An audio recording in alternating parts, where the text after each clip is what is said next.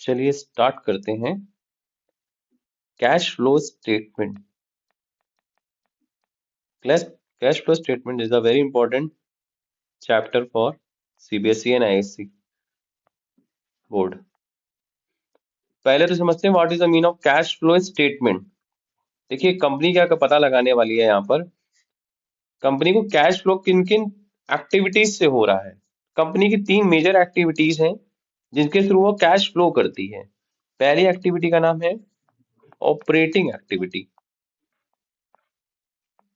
Operating activities को तो सबसे पहले हम लोग समझते हैं कि कंपनी की तीन एक्टिविटी हैं, जिसका फर्स्ट एक्टिविटी है ऑपरेटिंग एक्टिविटी।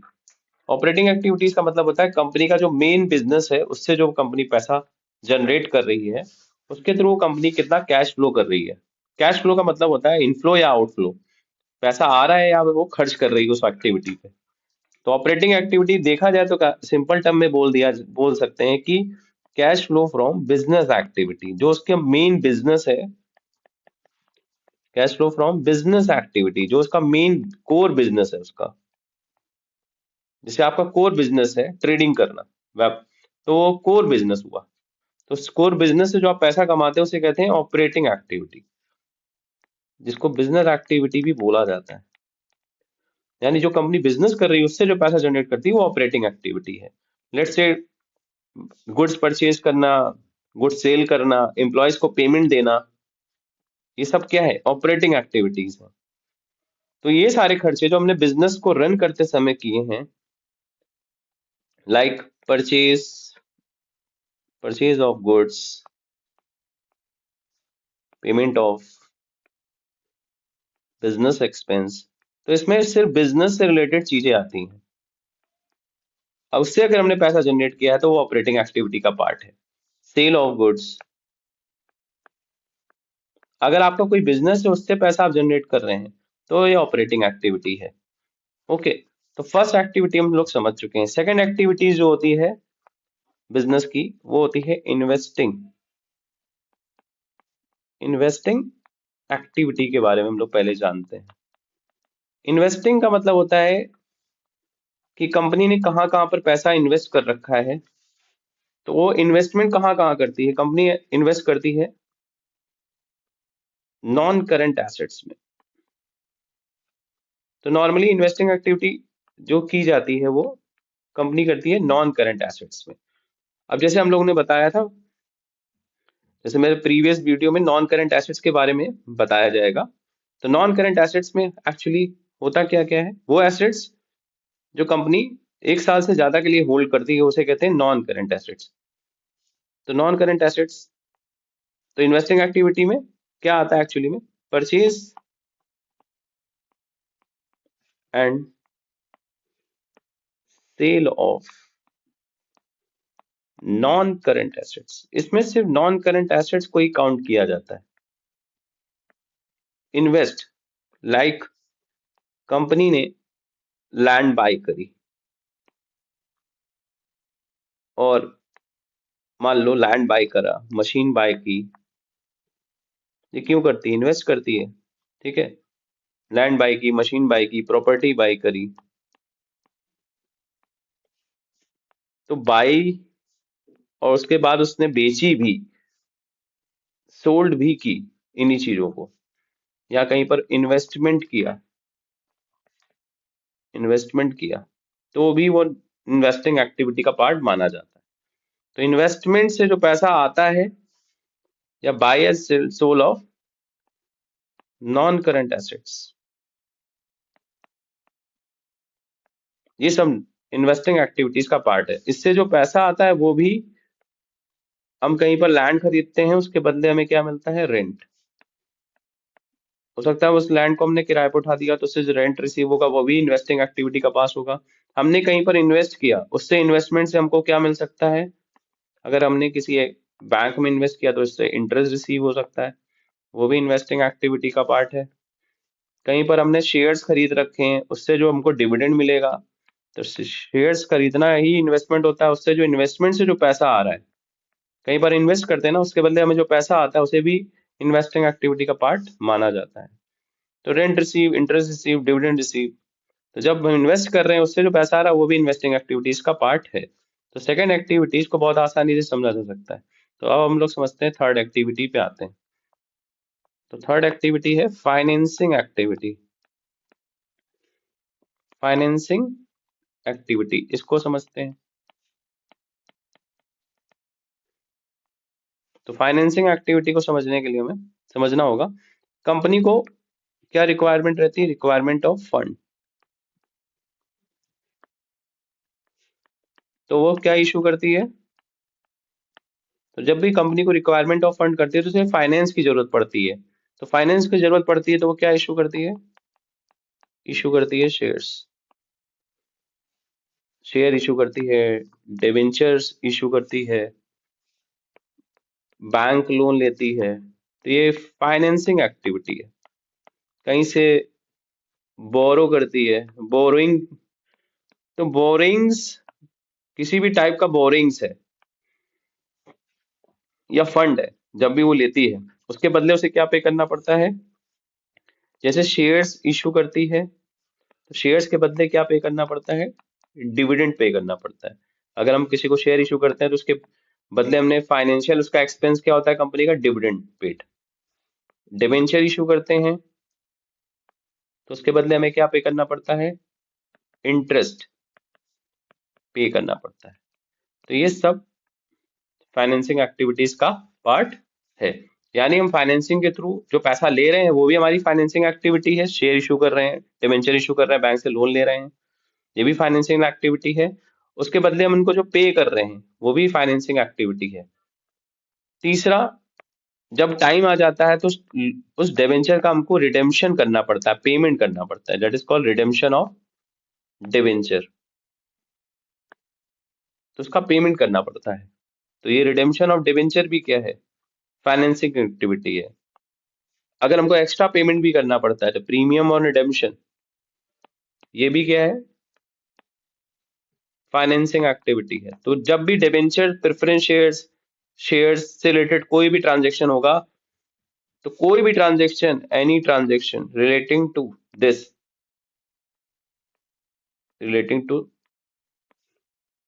टू फाइनेंस, पैसा लेते समय या पेमेंट करते समय, that is called financing activity. वो फाइनेंसिंग एक्टिविटी में काउंट होगा। इतना समझना है। जैसे हमने अंडर राइटर्स को कमीशन दे दिया। अंडर राइटर्स भी किस लिए, अंडर राइटर्स वो लोग होते हैं जिनको हम कमीशन देते हैं शेयर बिकवाने के लिए या डिवेंचर बिकवाने के लिए, वो भी एक फाइनेंसिंग एक्टिविटीज का पार्ट है। ओके, तो तीन एक्टिविटीज को हम लोग समझ चुके हैं। फर्स्ट एक्टिविटी हम लोग ने समझी थी ऑपरेटिंग, और there are three types of activity. अब हम लोग चलते हैं इसको फाइंड आउट कैसे किया जाए कि कितना पैसा किस एक्टिविटी से आ रहा है। इसके लिए हमें एक मेथड है जो हमको फॉलो करना होता है, that is called indirect method.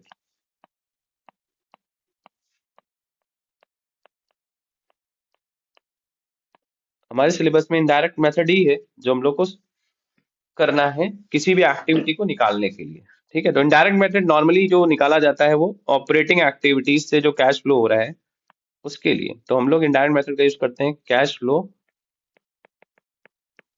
From operating activity, कि हमने ऑपरेशन से कितना पैसा जनरेट किया। तो बेटा ये कैसे पता चलेगा कि ऑपरेशन से कितना पैसा जनरेट किया, तो सिंपल सी बात है, हमें कुछ चीजों का ध्यान रखना है। नॉर्मली हमारे पास क्या होता है, जो प्रिपेयर होता है हमारे पास, वो प्रिपरेशन होती है, हमारे पास एक अकाउंट मेंटेन होता है जिसका नाम है स्टेटमेंट ऑफ पीएल।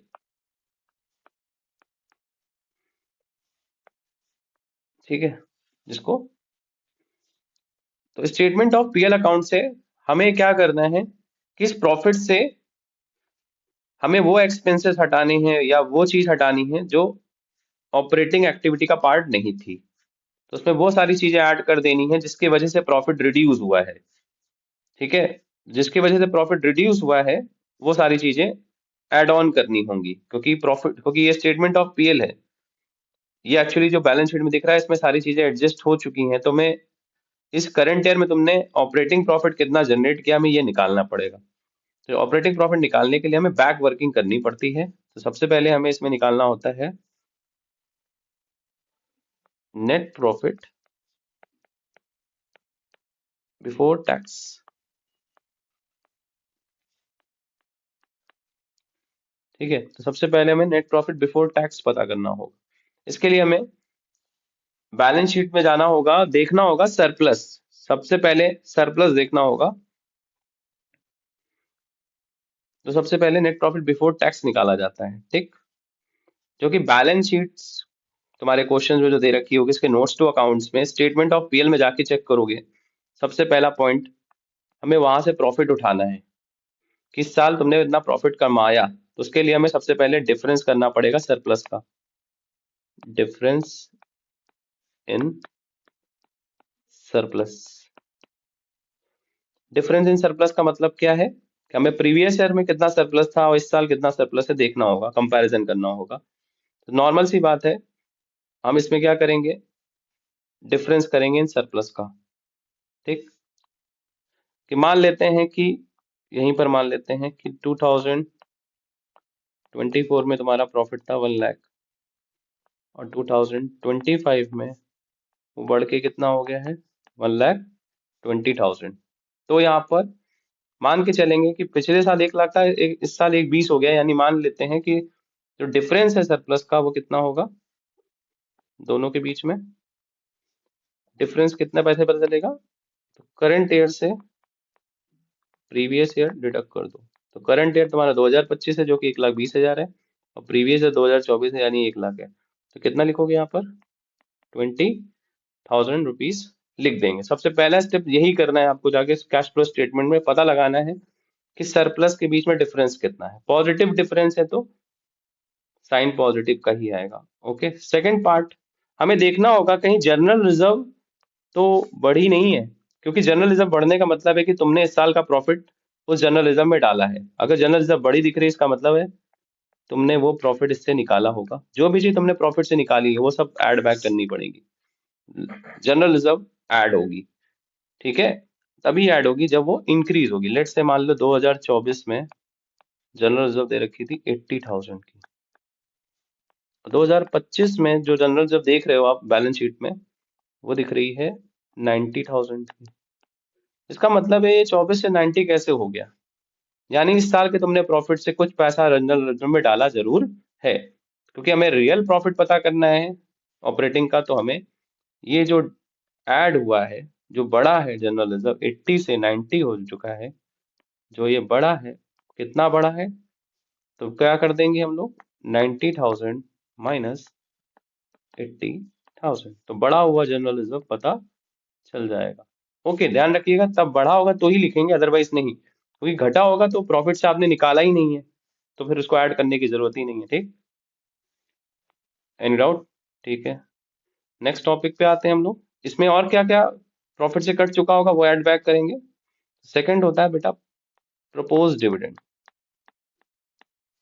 नॉर्मली जो प्रपोज डिविडेंड होता है वो प्रॉफिट से निकाल लिया जाता है, लेकिन कौन से ईयर का निकाला जाता है, तो ध्यान रखिएगा करंट ईयर का नहीं निकाल के हम लोग किसका निकालते हैं इसमें, प्रीवियस ईयर का देखना पड़ेगा। प्रीवियस ईयर का जो प्रपोज डिविडेंड है वो इस साल पे होता है, यानी इस साल आप जब पे कर रहे होंगे तो उसने आप इस साल जो आप पे कर रहे होगे वो प्रीवियस ईयर का ही पे कर रहे होगा, प्रॉफिट से आपने उतना ही निकाला होगा। जब निकाला होगा तो इसको भी ऐड बैक करेंगे। मान लेते हैं प्रीवियस ईयर यानी 2024 का प्रपोज डिविडेंड दे रखा होता 50,000, तो यहाँ पर ऐड कितना होगा 50,000। ओके, उसके बाद प्रपोज डिविडेंड के बाद आता है जितने भी डिविडेंड हैं, जैसे इंटरिम डिविडेंड है। इंटरिम डिविडेंड वो डिविडेंड होता है जो इस ईयर ही पे किया होगा आपने, तो ये नॉर्मली करंट ईयर का ही लिया जाएगा। प्रीवियस ईयर का नहीं लेते क्योंकि प्रीवियस ईयर का प्रीवियस ईयर ही डिडक्ट हो चुका होगा। इस ईयर जो प्रॉफिट से डिडक्ट हुआ वो सारे ऐड बैक करने हैं। तो करंट ईयर का लेंगे इसमें। मान लो करंट ईयर में कितना था वो 20,000, 25 में 20,000 दे रखा, तो ऐड कितना करेंगे 20,000। ओके, और क्या क्या इसमें ऐड होता है, अब इसमें सबसे इंपॉर्टेंट जो ऐड होता है वो प्रोविजन फॉर टैक्सेशन होता है। ये किस ईयर का लेंगे? सिंपल सी बात है, ये करंट ईयर का जो आपने टैक्सेशन प्रोविजन बनाया है वो ऐड बैक करेंगे इसमें। तो ये करंट ईयर का लिया जाता है इसमें। 2025 का अगर दे रखा है तो वो लिया जाएगा। मान लेते हैं 40,000 आपने प्रोविजन बनाया, तो ऐड जो होगा वो करंट ईयर का ही होगा। ओके, तो नॉर्मली हर चीज करंट ईयर की होती है, बस प्रपोज डिविडेंड को छोड़ के। प्रपोज डिविडेंड प्रीवियस ईयर का ही डिडक्ट किया जाता है इस प्रॉफिट से, इसलिए वही ऐड बैक होगा। उसके बाद अगर प्रेफरेंस डिविडेंड है, अगर इक्विटी को डिविडेंड दिया है तो प्रेफरेंस को अंडरस्टूड है डिविडेंड दिया गया होगा, तो प्रेफरेंस डिविडेंड भी लिया जाएगा। ठीक है, तो प्रेफरेंस डिविडेंड जो भी दिए रखा होगा वो लिया जाएगा। ठीक, मान लेते हैं प्रेफरेंस डिविडेंड 10,000 होगा, निकाल के तो 10,000 ऐड किया दिया, ऐड कर दिया जाएगा। ओके, तो इस हिसाब से सारी चीजें ऐड हो जाती हैं। तो ऐड हो के कितना आएगा?